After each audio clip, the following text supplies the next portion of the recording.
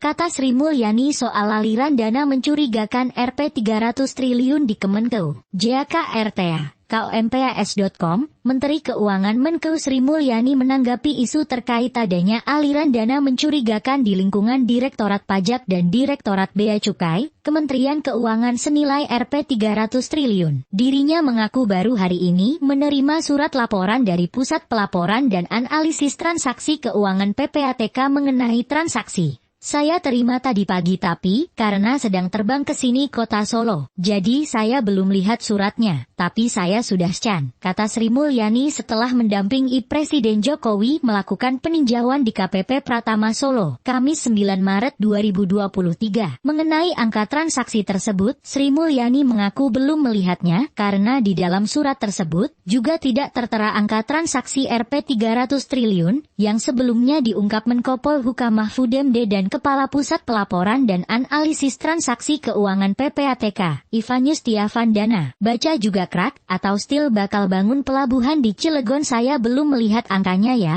Mengenai Rp 300 triliun itu, terus terang saya tidak lihat di dalam surat itu, enggak ada angkanya. Jadi nggak tahu juga dari mana angkanya. Kalau kembali lagi ke Jakarta, saya akan bicara lagi dengan Pak Mahfud dan juga Pak Ivan. Angkanya dari mana? Kata Menkeu. Ia juga berharap pada pertemuan tersebut, agar diperjelas transaksi tersebut terkait masalah apa dan melibatkan siapa. Sri Mulyani juga menegaskan jika benar data itu terbukti dan sesuai fakta yang ada, dirinya akan melakukan penindakan tegas seperti yang dilakukan terhadap pejabat Direktorat Jenderal Pajak DJP, Rafael Aluntri Sambodo, yang terlibat dalam kasus yang menjeratnya. Baca juga Freeport buka lowongan kerja untuk fresh graduate, cek syaratnya seperti kemarin Rafael Alun mengenai LHKPN laporan harta kekayaan penyelenggara negara, ketidakpatuhan. Kami lakukan hukuman disiplin. Data kami share dengan KPK, dari sisi penegakan hukum tetap dilakukan. Ada pembagian tugas dari sisi kami ASN, dari sisi penegakan hukum, katanya. Terkait dengan surat dari PPATK, lanjut Sri Mulyani, sebetulnya ada setiap tahunnya. Melalui surat tersebut, PPATK mengirimkan informasi kepada Kementerian Keuangan mengenai transaksi. Sri Mulyani menyebutkan dari tahun 2009,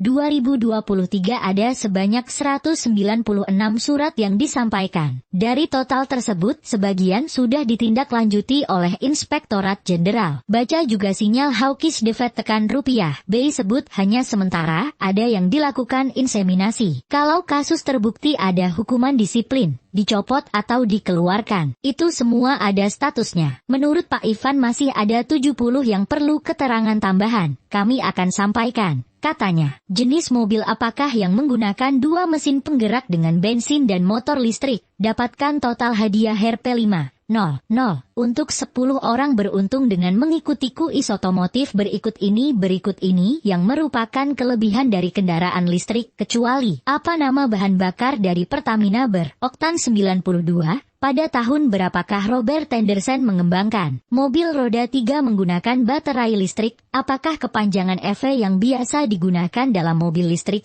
Mailisi data dirimu untuk keperluan pendataan dan pengiriman hadiah Yano. Handphone nama lengkap provinsi domisili kota atau kabupaten domisili tahun lahir. Apakah Anda sudah terlindungi dengan asuransi? Jenis perlindungan apa yang Anda butuhkan? Terima kasih atas partisipasinya.